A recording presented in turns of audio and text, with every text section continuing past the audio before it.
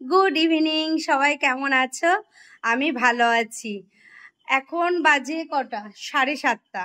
আমার লিপস্টিক পরা দেখছো, এদিক নাইটি এদিক লিপস্টিক। ব্যাপারটা হচ্ছে আমি জুম্বাই গেছিলাম আজকে। এই কদিন জুম্বাই যেতে পারি না, তার মধ্যে প্রচণ্ড বৃষ্টি, প্রচণ্ড পরিমাণে বৃষ্টি হচ্ছে।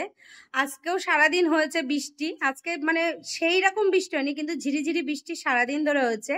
4:15 থেকে জুম্বা ছিল, ঠিক ওই টাইমটা বৃষ্টি বন্ধ ছিল। ওই জন্য জুম্বাই গেছিলাম। জুম্বা থেকে বাড়ি চলে এসেছি 6:30টায়।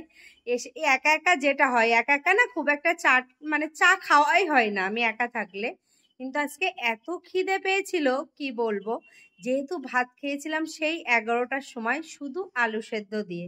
আমি রান্না করেছিলাম আলু সেদ্ধ, ডাল সেদ্ধ, সব রকম সবজি দিয়ে একটা ঘ্যাট, অবশ্যই আমার বর বলেছিল বলে। যাই হোক, রান্না দেরি হবে, আমি জুম্বাই যাব বলে আমি শুধু আলু সেদ্ধ ভাত খেয়েছিলাম। এখন আর ভালো লাগছে না, খিদে পেয়েছে।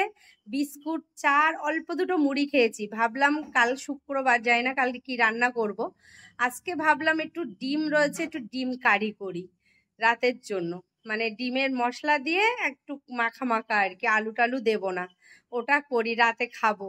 মানে ভালো লাগছে না আর, যে কি খাবো খাবো না বুঝতে পারছি না, তার মধ্যে পেটে প্রচন্ড খিদে। চলো ডিম সেদ্ধ বসিয়েছি, সেটা তোমাদের দেখিয়ে দিই। আর ডিম সেদ্ধটা দেখাবো, তারপরে আমি মশলাটা রেডি করব, মশলাটাও পরে দেখিয়ে দেবো। আমি ইন্ডাকশানে ডিম সেদ্ধটা বসিয়েছি। 4খানা ডিম বসিয়েছি, 2টো ডিম আর কি করব, তাই 4খানা ডিম বসিয়েছি। তোমরা আবার ভেবো না 4টে ডিম সেদ্ধ করছি বলে আমি 4টে ডিমই খেয়ে নেবো, তা কখনোই না। তবে 2টো খাবো, 4টে খাবো না। এই ডিমটা সেদ্ধ, এবার আমি মশলাটা রেডি করে নিই। এখানে দেখো মিক্সিতে আমি মশলা কেটে নিয়েছি। টমেটো আছে, পেঁয়াজ আছে, শুকনো লঙ্কা দিয়েছি 2টো, আর কাঁচা লঙ্কা 2টো দিয়েছি। আমি যেহেতু ভীষণ ঝাল খাই না, 2 কোয়া রসুন দিয়েছি, একটুখানি আদা দিয়েছি। আর যেটা দেবো জিরের গুঁড়ো। আমি এর মধ্যেই জিরের গুঁড়োটা অল্প করে দিয়ে দেবো। এই যে 1 চামচ জিরের গুঁড়ো। এবার এটা আমি পেস্ট করব।